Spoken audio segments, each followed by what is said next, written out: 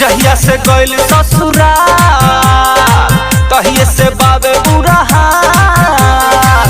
जहिया से गइल ससुराल तहिए से बाबे बुरा हाल। दिल फाटल बाबे सुई लेके सियतानी रे। अरे सुई से काहे सियता रे, सुआ लेके सिया ना। याद करके ओकरा जियतानी रे। भिसकिया राम रोज पियतानी रे। याद करके ओकरा जियतानी रे। भिसकिया राम रोज पियतानी। अरे हमर नेहा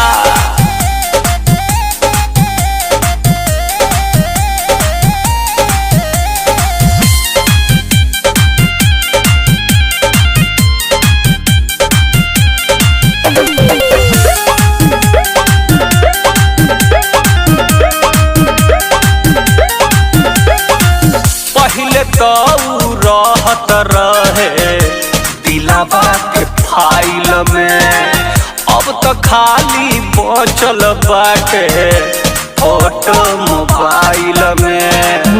यार ढाबो है गौरी मारी।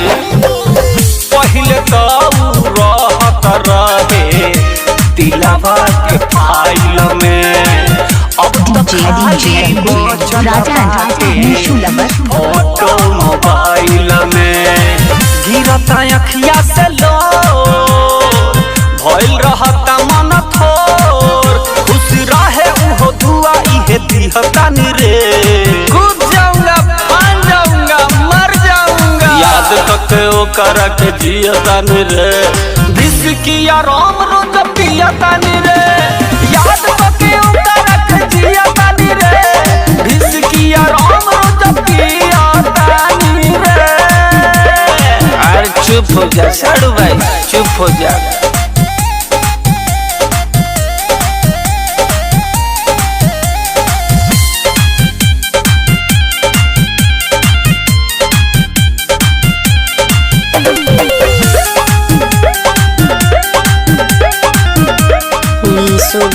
अंकुल के साथ प्यार हमारा के फेंक दिहला कचरा के झोरा में।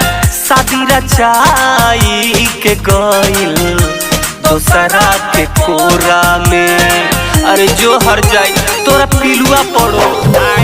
प्यार हमारा के फेंक दिहला कचरा के झोरा में। शादी रचाई के गइल दोसरा के कोरा में।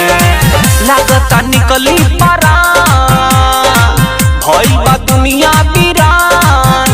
हाल आर्यन रविंदर से लिहतानी रे। व्हाट इज दिस लफड़ा, लफड़ा इज सस्पेंड। याद करके ओकरा के जियतानी रे। भिसकिया राम रोज पियतानी रे। याद करके ओकरा के जियतानी रे। भिसकिया कबो 12 9 6 2 6 5 9 4 8